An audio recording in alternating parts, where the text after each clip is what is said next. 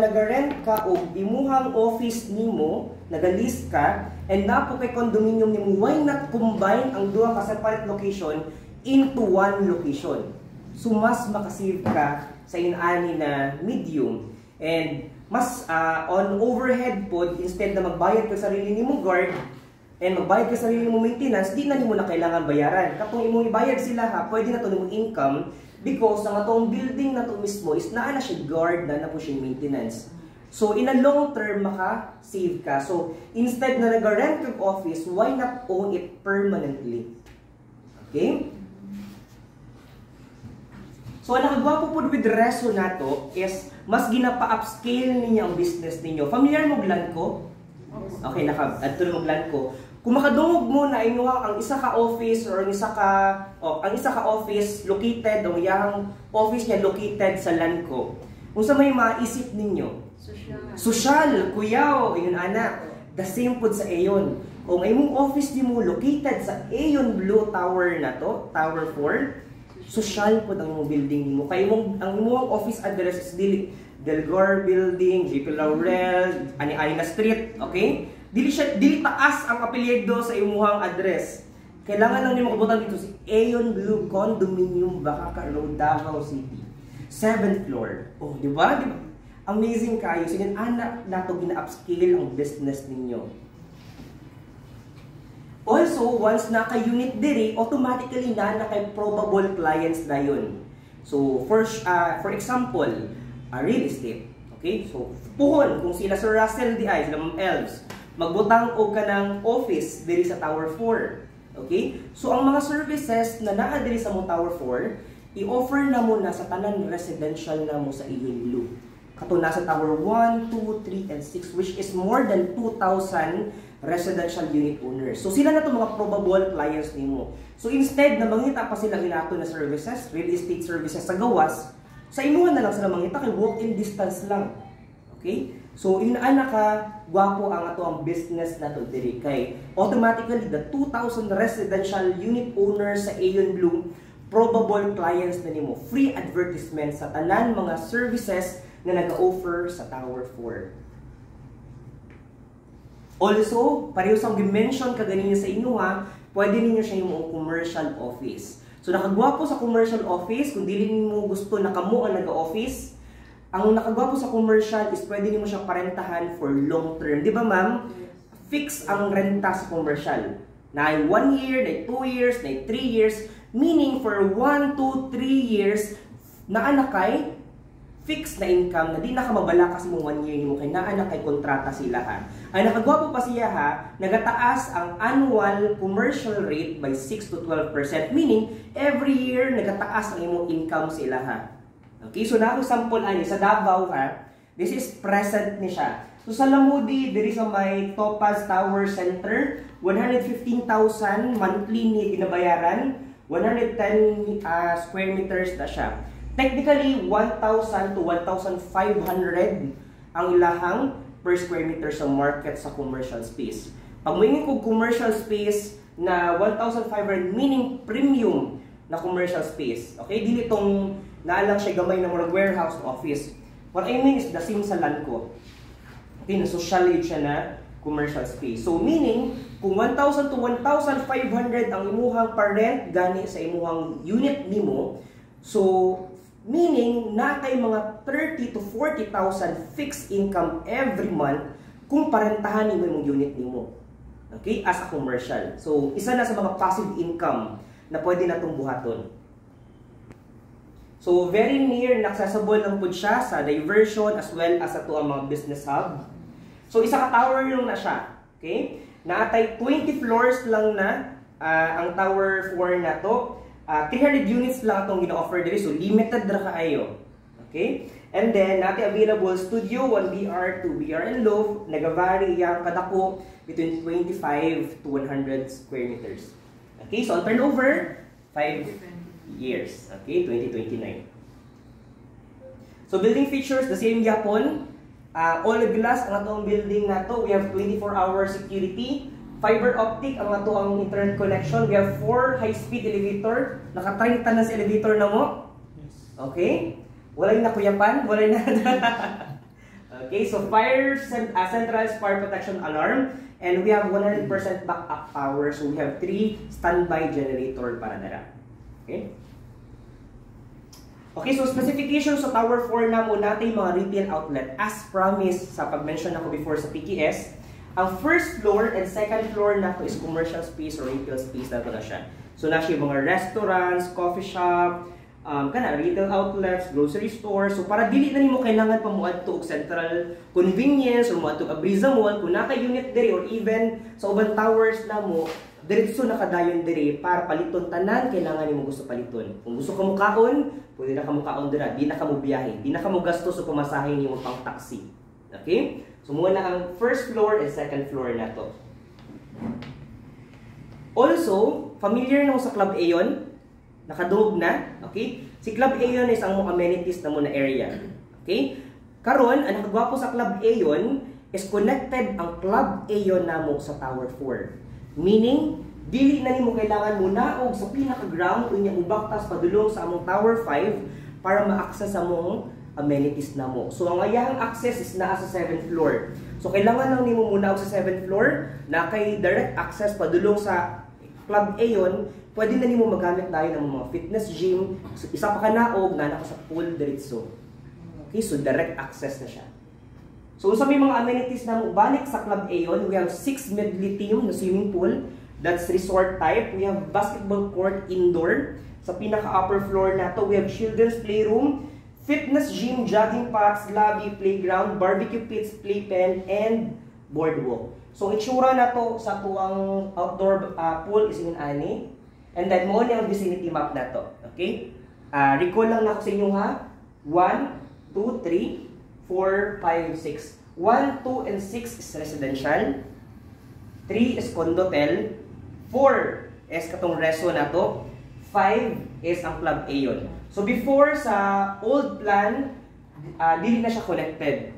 So karon kaning Club Aeon na to, ang Tower 4 na to, i-connect na nato na siya.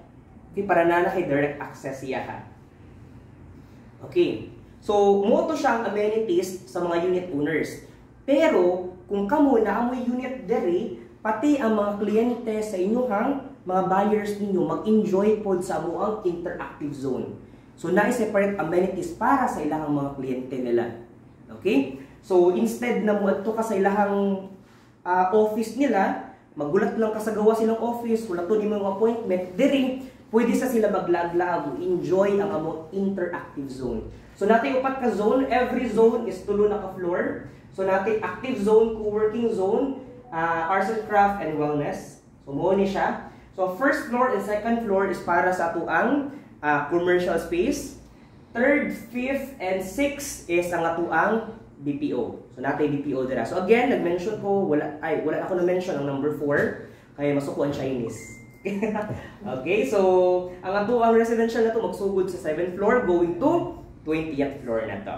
Okay? So, muna siya, active zone, co-working zone, business center, and wellness zone.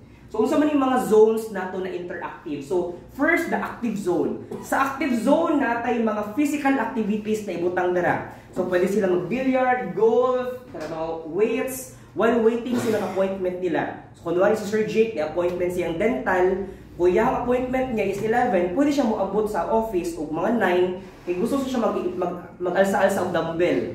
Okay ra na. Okay, free na sa mga unit sa mga kliyente sa ato ang mga unit owners na to. Pero kung dili naman ka mahilig og physical activities, naman tay co-working zone. Sa co-working zone na to, natin mga tables, chairs, pwede ka mag-online class, business meeting, basa og mga libro while waiting sa imong appointment nimo. Okay? Sa ika na to, arts and craft and zone, kung creative ka na person, pwede ka diri sa ato ang third zone na to. Okay? And sa last zone na to, which is wellness zone na to. So, open na siya sa roof niya. Pero glass ha. So, murag, even though na naka-indoor, you feel na murag naka sa outdoor kay ang natural light, i-enter man na niya dira. So, na yung mga pocket garden dira. So, kung gusto lang ka mag-relax, magpahuway, pwede ka diri sa wellness zone na to. So, tanang zones na to, ma'am, sir, even though na kunwari yung appointment is naka sa 7th floor, ang ilang mga kliyente, pwede nila magamit tanang zones gikan sa active, co-working, arts, and wellness zone. Kung nagsawa na sa physical zone, pwede sila musaka sa wellness zone. So muna mga advantages ana niya. Ikaw po as unit owners, technically murag na kay duha na ka amenities. Nato amenities nimo na exclusive for unit owners, nato kay activities or nato kay amenities na naalang sa gawas sa imong unit nimo. Okay? So muna advantage sa Tower 4 nato na building or ina-offer nato karon. Okay? So kinsay mga target buyers ani? Entrepreneurs, freelance, young professional, medical practitioners, lawyer, consultants, accountants, and educators. Okay? Pwede po nato clients ang mga small, medium BPOs, offices, non-heavy medical, law, virtual offices, creative, and regional branches. Okay? So muna kadagko ko ang ato mga units nato. Sa studio nato 25 square meters. Ang 1BR, 28 square meters. Ang 1-bedroom suite nato nag-range between 52 to 82 square. Ang 2BR is 91 to 95 and as big as 100 square meters. Okay? So, muna temporary unit owners numbers niya. So, diri sa taas, muna ang mga studio units nato nag-atubang sa hotel. Diri naman sa ubos, nag-atubang ni siya city view. Mga 1BR and kanin sa corners nato dito ang sa road dili na atubang sa club muna ang mga 2BR units nato. Okay?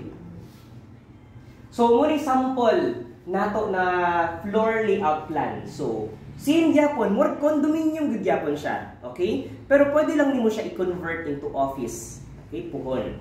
So nagyo po kay kitchen, toilet and bath, living dining, pwede nimo i-convert na magbutang ka table dara para na kay receiving area sa inyong mga kliyente, and then sa likod, dara imong bedroom. Butangan lang nimo partition dara like sliding para dili pud mo makita. Okay? For the price, mo na ni ang ginahulat nato. Since most of you wala nakaabot sa among LOI stage sa Tower 6, this time unta makahabol ta si RMA Realty sa LOI stage sa Tower 4 because si Tower 6 before nagsugod lang ni ang presyo 4.5 million. Karon ang presyo sa Tower 6 studio is 6.5 million. In less than 1 year nitubo na og 2 million ang appraisal value sa mga studio unit namo. Okay? So mo pud niya ang gina-expect ninyo sa Tower 4. Okay? So ang presyo niya is only 4.7. Okay, 4.7 ang unit niya. So, ang total contract price is only 5.3 million. Apil na ang VAT ana niya. Again, ang ginabaligya na to diri karon is LOI stage pa ta. Not even pre-selling stage. So, mas marato pa gid siya kaysa sa pre-selling. Okay? So, if naamoy mga clients na nagapangita og pinakamura gid na unit or condo, mo niya gina-offer na to karon because as of now, per my idea, isa ni siya sa mga pinakamura na condo sa market nato sa Davao, sa condominium market nato sa Davao. Pero kanilang ang condominium na ingon ani ka hybrid diri sa Mindanao. Mostly condominiums na makita ninyo dili nila pwede imunog office. Pero kani pwede niyo siya imunog residential, pwede niyo siya Airbnb, pwede niyo siya office, pwede pud nimo siya i-commercial. Unya pag di na ka gusto mag-commercial, pwede na pud nimo ibalik og residential. So imagine the flexibility na pwede nimo buhaton ani. So 1BR 28 square, so the same gyapon kitchen, living and bedroom na to. And ang price is only 5.3 or 5.9 ang 1BR. Sa Tower 6 na mo karon na sa 9 to 11 million ang 1BR na mo. Dere 5.9. So kinsa ang dili pwede o kinsa ang pwede lang sa ato ang reso. Of course, naanay mga restrictions. Dili tanan pwede mag-office sa reso. Okay? So kinsa man lang dili pwede ang naay dako na foot traffic sa reso nato like restaurants or coffee shops because conflict na siya sa commercial space nato sa first floor o second floor. Bawal ang manufacturing, of course. Medical practices, kani, ang ginamin lang ani sa medical practices is bawal tong mga heavy equipments nila. Like, bawal sila mag-operate. Okay? Bawal ang x-ray, bawal ang dialysis. So, itong mga heavy equipments nila, bawal ito nila ipapasok sa ilahang offices because basig mag-consume siyang kusog kaayo ng kuryente. Okay? And ma-damage po ang sa surrounding niya. Technically, kumuha to ka clinics, di ba? Kung sa ginabuhat sa isa ka doktor, pwede ra na yung anak ka na mag-consult ka. Ang nakagwapo pa siya, since business lang yun siya, pwede ka na ay daghang co-owners. As high or as many as 5 owners sa isa ka unit. Okay? So, co-owners na siya. So, pareho sa doktor. Di ba dili man tanan doktor whole day nag-office sila ang mga offices nila? Pwede na 5 ka doktor or 6 ka doktor ang nag-office nila kay per appointment lang man na sila. So, kano sa sila na appointment, dara lang po sila muadto. Meaning, pwede na isa ka unit pero 5 ka book ang tag-iya. So, meaning 5 ka book katag-iya ang nagbayad sa 5,000 or 7,000 ang monthly. Imagine how affordable it is and how flexible the Tower 4 it is. Okay? So, bawal po ang auto-repair. Bisod po kayo. Sa ano pagsunod sa sakyanan, no? Try ninyo. Manufacturing, storage, large-scale events, entertainment, bawal ang bar, bawal ang construction, pwede consultancy lang gyapon, and adult entertainment, bawal na siya. Okay? So, that's the Tower 4. As of now, napata sa LOI stage. Okay? Ongoing pa man ang ato ang mga permits and everything, pero na naman tayo mga necessary permits na. So, as of now, careful muna ta sa paggamit sa term na Tower 4. So, I would suggest, ang gamiton lang sa nato na term is RESO lang muna. Or Residential Office or Aeon Blue RESO. Ayun lang sa pong convention ng Tower 4. Okay? Okay. For your safety po. Okay. Sige. So, anyways, excited ba mo maligya sa Tower 4 na to?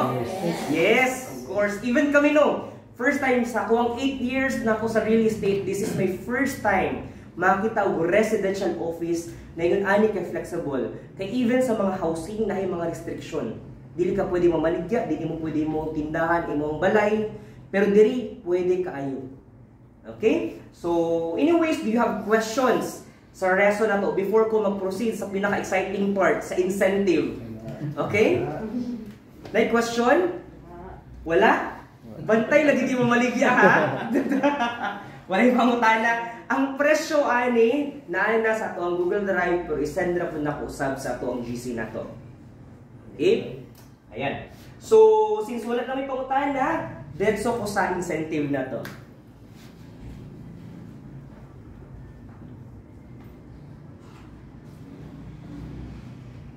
So for incentive na to for 2024, for Aeon Towers, okay, ngunit ginainitan ninyo no, Aeon Towers, pag nakabenta mo studio unit, again, 100,000 ang cash incentive ninyo. Okay? Kung di pa mo makontento sa 100,000, dito mo sa Toyota Vios, straight na lang po dito. Okay, ngunit ginainitan, pag nakabenta mo, o 1BR pataas, okay? Now we do a option. It's either 100,000 plus trip to Hong Kong, 3 days, 2 nights, free ticket and accommodation, or Toyota Vios. Okay? Ang need lang ninyo makabenta og isa ka unit. Okay? Isa lang ka unit inyong kailangan mabaligya sa Aeon Towers. Oo. 1BR pataas, kailangan lang nato mapa-loan release ang account within 12 months. So pag napakot mo sa kuan na mo kliyente sa Aeon Towers, make sure inform ko ninyo ha na, sir, pwede ko magpa-quote og 12 months na 1BR kay kana automatically kabalo ko na ang ginaayon ninyo is Toyota Vios. Okay? Pero ang ato ang down payment pwede man po until 22 months. Pero dili na to Toyota Vios, kapag 100,000 na lang plus Hong Kong. Okay? For Aeon Blue, Tower 1, 2, and 3 na to. Okay, so ang studio 1BR and 2BR 15,000 group incentive. And pag naka 2BR mo for Tower 1 and 2, 15,000 plus trip to Hong Kong. Okay? For Tower 6, ang studio na to, group incentive 15,000, 1BR 20,000, 2BR 25,000 pesos. Okay? Group incentive niya. Okay? Meaning, syempre, nadya po sa hierarchy ninyo. Pende. Pero, ang nakagwapo ani, pag ang nabenta ninyo kay Tower 4, tanan incentive, makani, padulong kay agent. Okay? Dili siya group incentive. Tanan ni kay agent. Okay? So, pag nakabenta mo studio unit, 20,000 ang yung incentive. So, mas dako, no? 20,000 incentive. Pag 1 BR, 25,000 incentive. For 2 BR and above, 30,000 incentive para lang gid na sa agent. Okay? Dili appeal dira ang direct manager, dili appeal dira ang broker. Okay? Separate na po na sila ha. Pero, kani, inyuhan ang gid ni. Wala mo'y katungaan ni. Okay ba? Okay kayo? Okay kayo. Diba? So siguro ngunit isa sa mga pinakadako na incentive na nakita nato kay imagine isa lang ka unit niyo kailangan ibaligya 30,000 dahil yung cash incentive ninyo on top of your commission. Okay, plus napatay travel to Hong Kong pag Tower 4 ang atuang nabaligya. So ang kailangan lang nato ibaligya is tulo lang ka unit sugod karon until April. So January, February, March, April, upat ganyan ang kabulan no. So until April 15, pag nakabaligya mo kahit tulo lang ka unit, okay? Sa Tower 4, availer na mo or qualified na mo for qualifier na mo for trip to Hong Kong na to. So ang mechanics niya, kailangan nakabenta mo until April 15 and then napabayad na to si kliyente sa iyang full reservation fee. Pag nakabayad na siya full reservation fee niya, qualified na siya. Okay, for trip to Hong Kong. Karong tuig ka magtamam no? Sa imo ba? Dahil nito, sir. Okay. Natay brokers and sellers incentive po na loyalty incentive. Okay, sa mga loyal, sana all loyal. Diba? So, brokers loyalty incentive and sellers loyalty incentive. Pag nakabenta mo, actually kanina incentive na grant since 2022. Pero don't worry, you still have this year until 2025 para makabenta. So, seller na to, okay, kailangan makabenta og 150 million. So, kung 150 million, ang equivalent ana niya, kunwari, tag 6 million yung mabaligya. 150 million divided by 6 million. That's only 25 units. Sugod karon until next year. Okay? So, kailangan rin mo, og tag isa-isa lang yun per month until next year na baligya para maka-avail ka sa Toyota Race. So kung dili ka maka-avail sa Toyota Vios, pero unta na maka-avail Toyota Vios diri no. Pero kung di ka ka-avail sa Toyota Vios, pag nakabenta mo kahit isa lang per month, counted na tong sa inyo last year, ng Joe, ng tweets, 2022 may nasugod. Pag nakaabot mo 150 million until next year, naamoy brand new Toyota Race. Ihatag na mo sa inyo ha. Kila Ma'am Elves, okay, Sir Russell, 500 million, that's Geely Okavango. So, ipapilit na niyo yung mga dingding ninyo, okay, para di mo katulog. Okay, so, mauni ka ni Sir Russell sa broker na to. Okay, and then, mauni ang sa inyo ha. Gusto mo pink para igat, pwede rapod. Okay? So, mauna siya. So, on top of your cash incentive, on top of your commission, naapagod mo ay Toyota Race na pwedeng uli by next year. Pila na lang may kukuron ni Ma'am Tweets o ni Ma'am Jove? Ani, gamay na lang. 100 lang pagkapit. Pero gamay na lang kaayo, ma'am, kay dagko ang photo package. Ang atong basis dili, dili per unit. Millions ang atong basis na to. Okay? So, 25 units lang. So, sa mga wala pa, magsugod pa lang yung karong tuiga magbenta, pwede pa kaayo. Kaya tag isa-isa lang man until next year na kailangan ninyo para maka-Toyota Race mo. So kami na bahala sa inyong sakinan, kami na bahala sa kwarta, commissions, incentive, baligyan lang mo sa mga. Okay ba? Okay kayo. Okay kayo? Okay, so maulang mo itong good news na gihatod na mo diri sa Tagum. Biyahe gid mi Davao, gikan diri, padulong diri para lang gid imit mo. So hopefully, makasugod ta og early, baligya karon for January until last year, karong 2024, kay para karong annual na to, ang RMP Realty na pod ang next na musaka stop karong tuiga, Ma'am Elves, di ba? So kaya na with the help of everybody. Kadaghan ninyo katong last party na to, no, imposible gyud. So naagi siguro mga 10 or 20 sa inyong gyud na makabenta gyud ana. Okay, so before I end, do you still have any questions about Tower 4 incentive? Na-focus.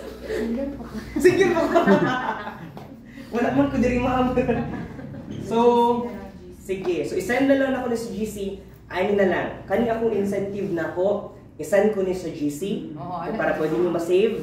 Isend na lang po na ko ang pati itong sa Tower 4 para pwede nyo ma-save. So, katong mga dili kayo techie, gagamit ng Google Drive, isend na lang na ko directly sa inyong Messenger. I-PM lang po para ma-forward na ko sa inyo. Kaya na naman po yung mga pictures daan ay para ma-download na nila dito. Ito sa mga package na available sir para pag namin client pa ma-propose na rin. Inventory. Inventory. Okay, sige, no problem. No problem. Sige ma'am, no problem. So, kato lang. Thank you kaayo guys. Pwede ta pa picture?